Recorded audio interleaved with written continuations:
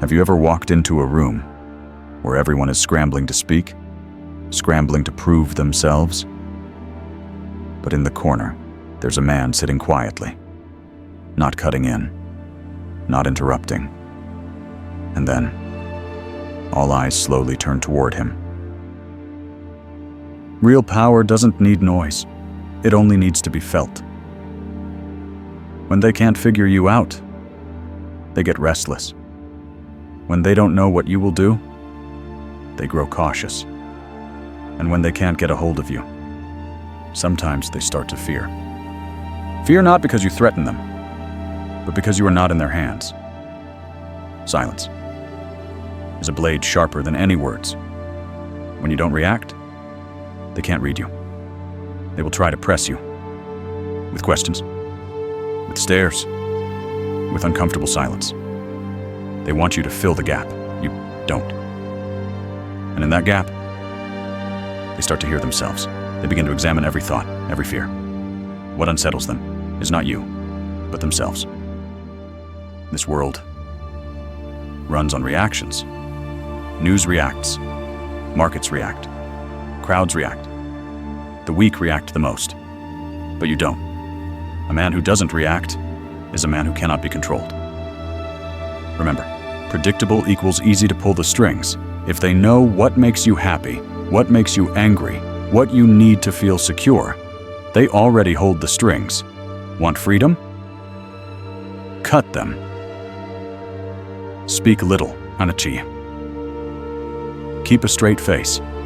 Keep a steady pace. When you reveal nothing, they can't push, can't corner, can't force you into a box. The predictable man is a puppet. All the strings are visible. The unpredictable man is an unknown. And everyone hesitates to touch what they don't understand. Once you give them no answers, they will make them up. They will label you. They will imagine. They will paint a picture larger than reality. And imagination is often scarier than the truth. The experienced man doesn't speak much because he knows every word is a bullet. Fire less. So each shot counts. You too. Don't waste words explaining to those who don't want to listen. Don't open yourself to everyone. Not because you're cold, but because you want to survive. Only reveal parts of yourself to those who have proven they won't use it against you. Be careful with guilt. It's the easiest rope to slip around your neck. A sigh, a disappointed look. And you will do what you don't want just to shake off that feeling. Learn to sit with it. Don't fix it. Don't rush. Sometimes no is enough. Nothing more. No explanations. No apologies. Apology is only for real mistakes, not for keeping your own boundaries. Don't let praise become a collar. Some compliments aren't to honor you, but to keep you serving. Smile if you want, but don't get addicted to it. Those who want to keep you in their hands will never tell you you're valuable, because if you realize your own worth, the game ends, and when you change, they get angry, not because you're wrong, but because you stopped serving them as before. They want you dependent. If you believe you need them more than they need you, they win. Dependence means they own you. Break it. Accept being hated if necessary. That hatred is the sign you are stepping out. Fatigue is also a chain. The exhausted man has no strength to resist. They will praise your hard work as long as you keep draining yourself for them. Don't let compassion be exploited. Remember, the more ready you are to walk away, the stronger you are. The man who can't leave will forgive everything just to stay. The man who knows how to turn his back, no one can control. Set boundaries. They'll say you're cruel. Leave. They'll say you abandoned them. Stay silent. They'll say you're arrogant. Let them talk, because sometimes absence weighs more than presence.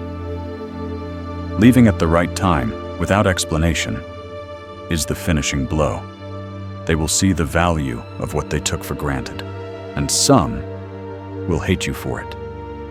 Not because you did wrong, but because you made them look at themselves. This path is not easy. It demands you endure loneliness, endure silence, endure being misunderstood. But in return, you get something rarer than any praise: freedom. And freedom always scares those who profit from your chains. People will fear if you can leave. They will hate if you can say no without apology. They will respect if you can stay silent under provocation. And they will not forget if you can disappear without looking back. In this world, everyone wants recognition, fears being left behind.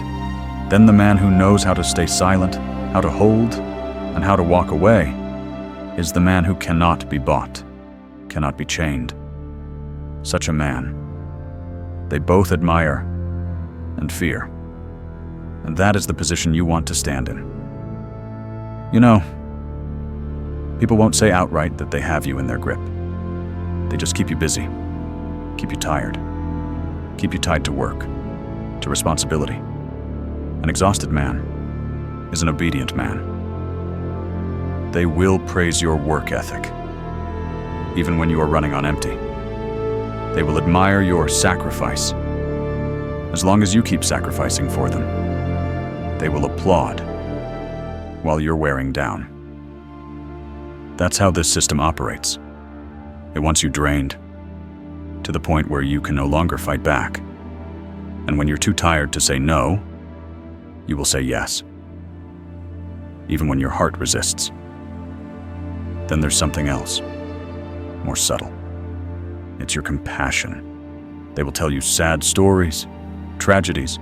They know you can't stand to see others suffer. And so, you rush in to save them. But some people don't want to be healed. They just want to keep you nearby as their support beam. And if you step away, they will call you a traitor, a man with no heart. That's how they bind you, with your own kindness. Remember, what is rare is cherished. What is easy to have is soon disregarded. If you are always there, always answering, always listening, always nodding, you are teaching them that your time is worth nothing. And they will believe it. They will keep demanding until you are empty. Let your presence be a privilege, not an obligation. The first time you say no, you will feel like you're being cruel. The first time you refuse to rescue a crisis that isn't yours, you will feel cold. But that cruelty is self-protection. They will not like it. They will try to soften you with anger, with silence, with turning their back. But if you hold your ground, the game changes. You must learn to endure being called selfish, to endure being misunderstood, to endure staying silent, even when they are building stories about you. Because every time you try to explain, you are renegotiating your boundaries, and boundaries are not up for negotiation. Those who truly value you will adjust. They will respect your no. They will be grateful for your yes. The rest, let them go. They will fear most if you can walk away at any moment. The man who cannot leave is the man who will forgive everything just to stay. The man ready to walk away, no one can control. When you set boundaries, they will say you're punishing them. When you keep your distance, they will say you're abandoning them. But that's just their way of making you feel guilty. Guilty for protecting yourself. If you still soften, the game continues. If you hold, everything changes. They will have to find someone else to control. Here's a truth few accept. Absence is sometimes stronger than presence. Not every battle needs you to show up. Sometimes, not participating is the victory. When you don't explain, don't react, don't return, they will have to face the space you left behind. That space will speak for you. Not to play mind games, but to keep your dignity. To remind yourself that peace is worth more than proving you're right.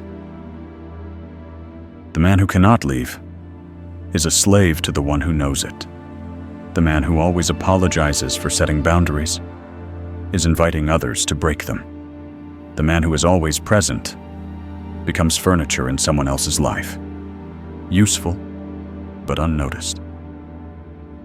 But the man who knows when to vanish, who can say no without a reason, and can stay silent when challenged, that man, even in absence, keeps others cautious. They will talk about you when you're gone. They will guess what you're thinking. They will realize your value when it's gone. Some will hate you for it. This road is not smooth. It demands you endure loneliness, endure emptiness, endure not being liked. It demands you place your peace above their comfort. It demands you stop rescuing those who need to face the consequences of how they treated you. That is the price of freedom, and most will not pay it. They choose to stay, to explain, to beg, to keep the peace by selling their soul. But you are here because you know there must be another way.